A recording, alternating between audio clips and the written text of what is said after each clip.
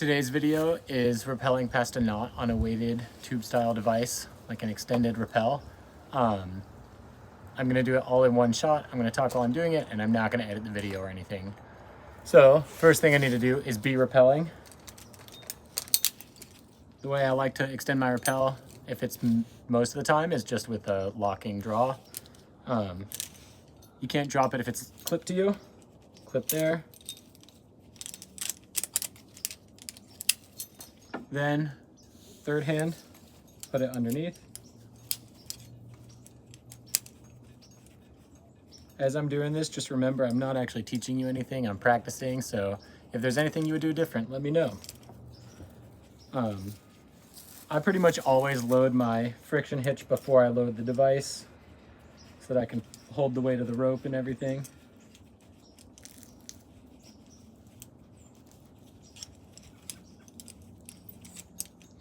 So if this was like with a really long, heavy rope behind me, I'd pull a little bit of weight and then it holds it for me. Load tube style device. This one's made by Wild Country. Cinch everything up. Make sure it holds me, which it does. Make sure everything's locked, which it is.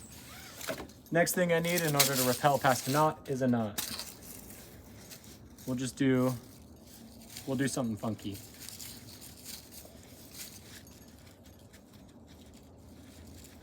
Since this rope is so short.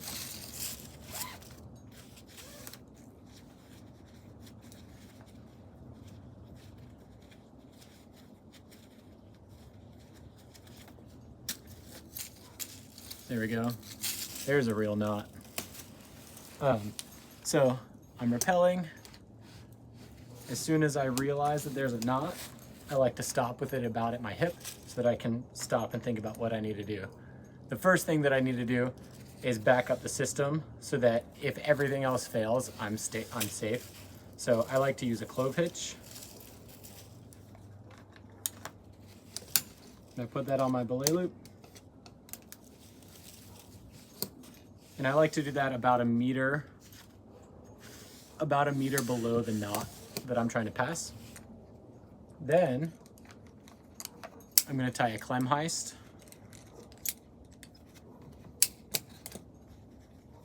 Like this. And this you want to tie pretty close above you.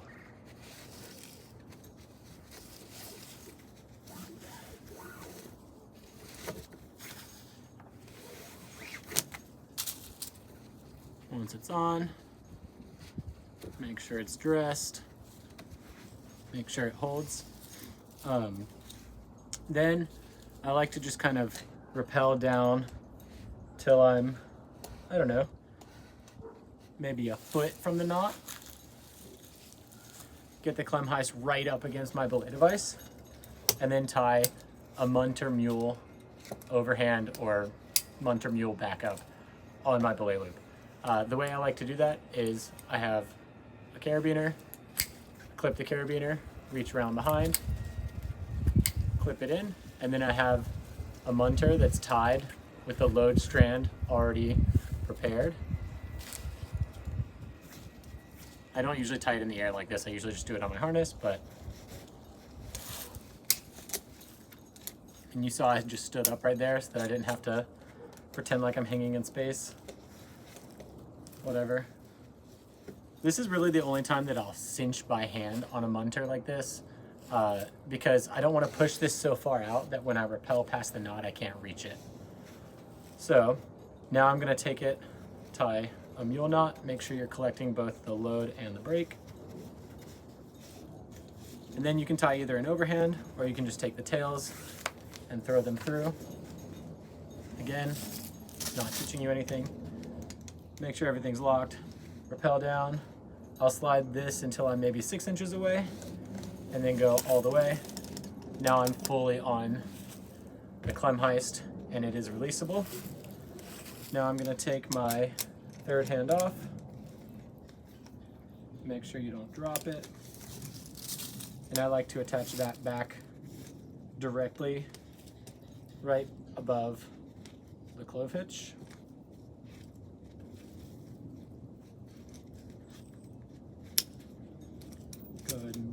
that ready. And then put a little more slack under here. Put this below the knot. And this, I want it right up against the knot. So I'm gonna lock my carabiner, make sure that's good, and then I'm actually gonna slide my third hand all the way up to the knot so that I can reach my clem heist when I'm past it. I don't know why I started unlocking that. That's why you double check everything. Take this, little pop, release. Now my weight's on my third hand. If I need to, I can put like a foot strap or something, but I didn't need to.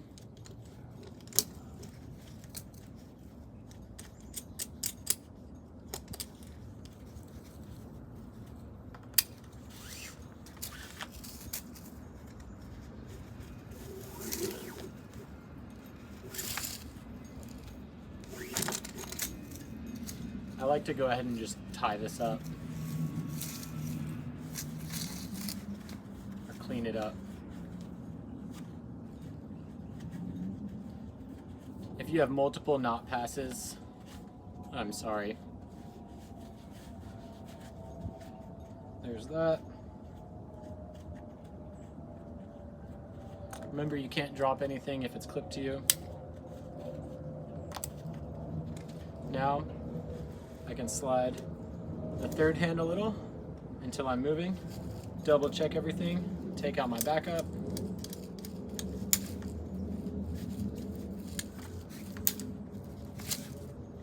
and then I'm good to rappel.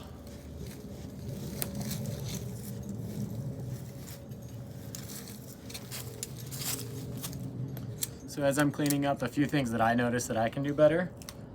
Since I was rushing and I was talking while I did it, I made a few small mistakes, so bear that in mind. It's also been a minute since I've done this. Sometimes I practice these skills before I film myself practicing them, but I haven't actually done this in a while. So I'm now gonna do it again without talking and see if that's any better. And I'll speed this up by like 2 times just so that it's a little less boring.